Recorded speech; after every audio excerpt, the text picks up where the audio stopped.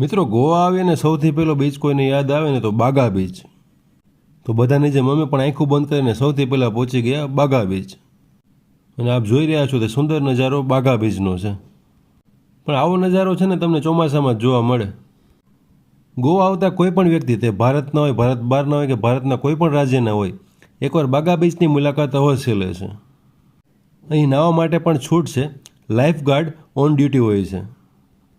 તેમજ દરિયાની સામેની તરફ અનેક રેસ્ટોરન્ટ છે, તેમજ ડાન્સ બાર પણ છે. અને આ રીતે જે લાલ ફ્લેગ મારેલા છે તેનાથી આગળ જવાની ખાસ મનાઈ હોય છે.